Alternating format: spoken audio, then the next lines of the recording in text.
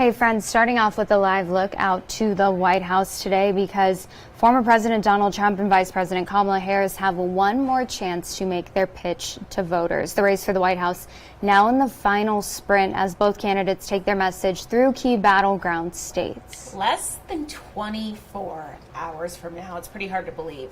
Their running mates, Senator J.D. Vance and Governor Tim Walz, also hitting the trail today. Comes as millions of Americans have already voted. More than 70 million votes have already been cast with early voting or those mail-in ballots. So we do want to go ahead and toss it on over to our Washington correspondent, Ashanti Ford, from the nation's capital. She breaks down what you can expect.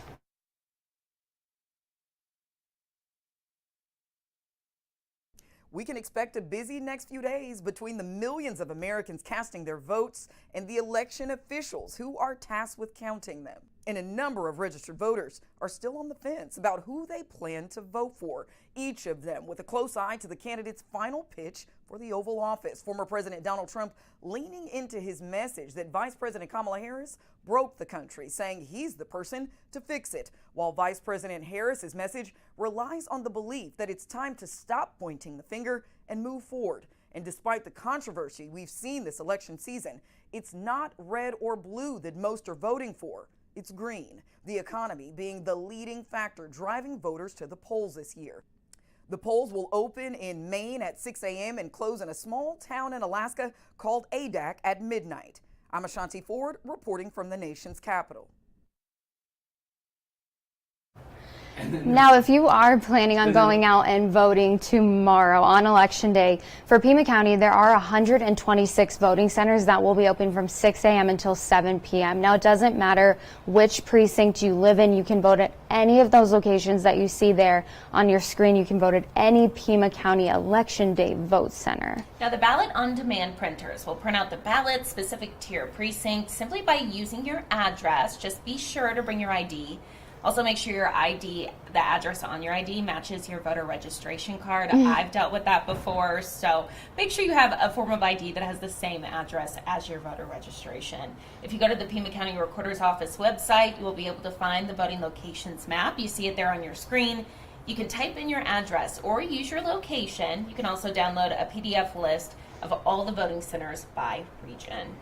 And we know that there's a lot of information coming in and a lot happening over the next 24 hours and beyond. So be sure to stay with us through tomorrow, Election Day, and after that here on 13 News for all your Election Day coverage. You can also follow the latest on those campaigns and voting on air, online, and on our 13 News mobile app, as well as our social media pages. And we do want to go ahead and switch gears now, taking a live look out to Mount Bigelow this morning, where oh my goodness, just a week ago or 2 weeks ago, this looked completely different. Now you're seeing some snow, some cloudy conditions up there, definitely starting to feel like fall, maybe even winter. It is definitely cold out there. So we want to bring in 13 First Alert meteorologist Corey Kowitz this morning. And Corey, talk about the switch up. This is like so different from what we were seeing. I mean, about a week ago, people were escaping up there for the heat. And now, you don't want to be up there because it's too cold, so you're escaping back down to the lower elevations where it's nicer. I mean, literally, 60s and 70s here and in the valley. 60s and 70s up there where they're having snow right now last week. I just kind of realized that. It's insane, right? It really is. It's amazing. How about Summer Haven? They got some snow, 4 inches reported there. Very snowy scene up there. Wow. I love that. I'd love to be there right now. That'd be really, really cool. And, well, you got snow in the higher elevations. Well, we got rain here in the lower elevations. Almost a half an inch in Tucson at International Airport, which is the first rain that the airport has received since, get this, September 18th, which means it was dry the previous 46 days. All right, and when a storm system comes in, we definitely cool down a lot. That was the case yesterday, only getting to 69 degrees, and today even cooler, 65 degrees, which would be the coolest 2 days since April 1st and 2nd. That's over 200 days ago. There's that storm system clearing out there, 51 degrees in Tucson. And we go hour by hour here for your Monday. Temperatures will be heating up slowly but surely to around 60 by noon, and only topping out in the mid-60s, and their evenings in the 50s, and by midnight you're in the 40s. Let's take a look region-wide at our high temperature map. Seems like the graphics are just not wanting to go today. You know, it's a Monday. Corey, let me see that thing. What is going on right now? I mean, Is it this one? is it not? It's supposed to go. Hold on. All right, let me step really far away to the receiver. You're the only person who has to do this. I know. There we go. Oh, there we okay. go. There we go. I think I just gotta like step away really far. And then come back every time. Yes, Just I might run back have and to forth. take a few steps. Okay, so here's the high temp map today: 65 in Tucson, 62 in Nogales, 56 in Bisbee, 59 in Sierra Vista, 60s and 50s for today. All right, now I'm gonna click again. All right, here we go. Drum roll, please, everyone. Oh. There we go. It usually receives out here, but it's just one of those days, guys. I don't know what to tell you. Another low that's going to keep us cool. So the low pressure that brought us the rain also dragged in cooler air from the north. And okay, it moved again. Good. We're doing good on this graphic. Tuesday, so tomorrow that move out of the way. So that means we'll warm up a little bit, and then another system's going to come down by the time we get to Thursday, which will cool us down. You're thinking, all right, here comes another bout of rain and snow. Not really the case. Not quite as widespread as this previous system. Mainly reserved for areas off to the north and east. So Graham, Greenlee County could see some rain, higher elevation snow, and then that moves out of the way. Let's see. Eventually. Oh, okay, now we're good. Friday. Oh, another point. I have to press again. Okay, there you go. And then by the time we get to the weekend, we clear out. So slowly but surely, we're getting through this show today. I don't know what's going on. Okay, now it wants to work. Fall-like temperatures settling in for the work week in the 60s and 70s. Wilcox and Sierra Vista, 60s. And, I mean, Sierra Vista, you might not even break 50 or might not even break 60 degrees for 2 days. So really, really nice and cool. And chilly lows also settling in the 40s, low to mid 40s for your lows tomorrow morning through Thursday. Look at Friday's lows: 30 in Tucson, 28 in Wilcox, 32 in Sierra Vista. And there's branding there over it for Douglas, but it also says the high 20s for your lows. So, yeah, wow. Nogales in the upper 20s too for your lows on that Friday. And we made it, guys, slowly but surely to our 7-day forecast. 13-verse alert, 7-day forecast. Temperatures 60s and 70s through the work week, topping out at 80 on Sunday with that picture behind you of the snow. I mean, just like a switch, flipped, absolutely flipped. There's never, Anna and I were taling about this earlier, there's never just a gradual change. No, It's no, hot, no then it's cold. transition. This year is no better example of that. I know. Absolutely a weather 180, and I'm certainly here for it because I was done with the heat I was done with the heat a long too. time ago. Yeah. I was done with it in like August. Yeah.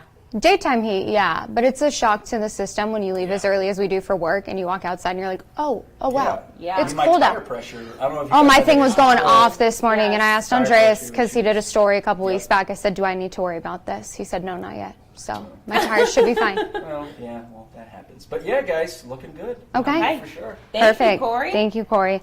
Well, speaking of Andres, something that we've talked a lot about is, of course, with every ballot, there's different measures and different propositions depending on where you live. And so in Sahuarita this year, there are 3 different propositions that kind of are similar but different. They have to do Yeah. with water. And so I think it's very, honestly, it's just hard in general when you look at all the It really different is. ballot measures and propositions and like you want to weigh in and cast your vote, but you're like, this is a lot of information. really confusing. Yeah, it's very overwhelming. And what? We've got 2 ballots as well that we have to put into one envelope, or 2 ballots you have to fill out.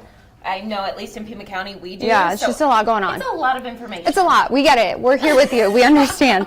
So our very own Andres Rendon has more on those 3 different proposals and propositions that voters are going to need to weigh in on in Sahuarita this election.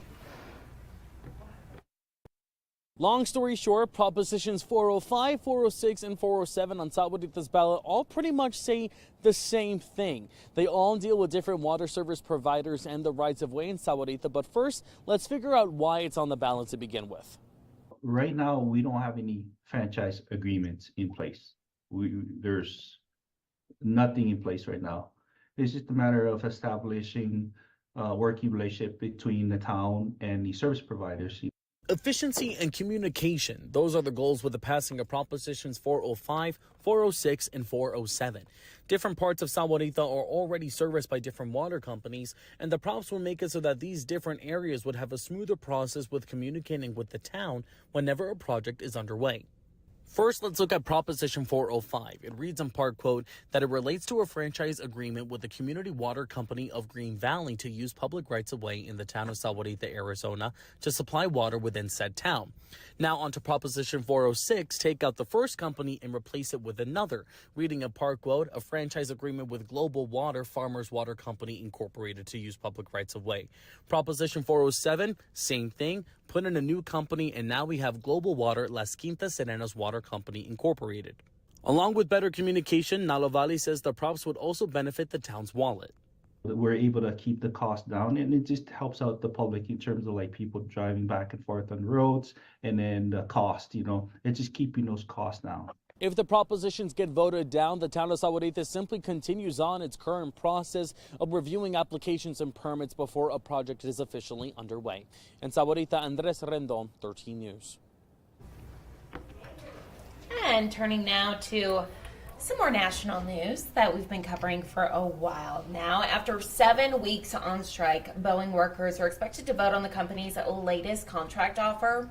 The new deal involves a 38% raise over 4 years, up from the initial offer of 35% from the proposal that was struck down last month. We know Boeing is also offering a ratification bonus of up to $12,000. Now, some union leaders do warn that this deal might be the best that they can get, so they are ready to accept, but others are holding out for the possibility of a pension. Today's vote, incredibly crucial for not only Boeing, but the economy as a whole. This strike has become the costliest for the U.S. economy this century. So, of course, we'll bring you updates on this both on air and online. And turning now to a trending story, something a little bit lighter with all of this election coverage. It's National Candy Day. Yay. I know. I feel like that's every day in my house because I have the candy jars. I love that for you. I love it for me too. But yeah, so you can get out obviously lots leftover candy from Halloween. I know I personally love going to those sales after Halloween, like the day after, and they have all the discounted candy. Of course. So you can celebrate a lot of different ways today with your own candy, with some of your kids' candy. Just sneak some of that. But yeah, no better excuse to celebrate and eat some candy than National Candy Day. We love it. I have a whole bowl of candy left. So oh, you have good candy at your house too. I'll probably bring you some here. Please do. I want those Sour Patch watermelons. I got you. Thank you. I'll bring them to you. So candy was actually first made from honey, and it was once thought to calm the digestive system and cure a sore throat, but they've since made many advances with the improved availability of sugar. So weigh in, let us know what your favorite candy is, and how you will be celebrating today, and with what candy you'll be celebrating with. Of course. I think it's funny that it started out as like cough drops. That's essentially what they're saying. And then they're like, and then we got creative. And then we created all the things. And then we went really crazy with it. But it is true, even like Jolly Ranchers, if you have a sore throat, those do help. Like, I think they're medicinal Jolly Ranchers. Yes, absolutely. We will. I know. I love the chewy candies. Me too. Well, take a look at this. Look at that view up on Mount Bigelow. Oh my goodness, it looks cold. The cloud's starting to kind of move in a little bit more than what we just saw when we started this newscast. So, yeah, definitely looks a lot different than what it has looked like. It's going to be a cold one out there today. I'm not even going to say cool. High of 65. It's pretty cold. That's pretty cold. Yeah. Especially when we were dealing with triple digits not even 2 weeks ago. So definitely be prepared. Overnight lows going to be pretty chilly as well. Expecting lows near freezing over Thursday night going into Friday. So that's crazy. So that's crazy. That's not fun. No. Especially for the early morning folk. I was looking at that. I was like, I don't want to go to work. I know. I was in my winter coat, my Uggs this morning. I know. I wasn't prepared. I didn't have my sweatpants on, but I had everything else. It's okay. Well, now I know. Tomorrow. Yeah, now I know. You will tomorrow. Well, thank you all so much for watching this episode of Unscripted on 13 Plus. Make sure to tune in tomorrow, the big election day. We will have the latest coverage throughout the day, both on air, online, and on our mobile news app. You can also watch anything we stream here on 13 Plus or any of our newscasts on Android TV, YouTube TV, Apple TV, Amazon Fire TV, and Roku. You can also always watch on our website, KOLD.com. Make sure that you type in /livestream and select channel 2. We look forward to seeing you back here tomorrow for Election Day. Thank you all so much for watching. Have a great day. We'll see you here tomorrow.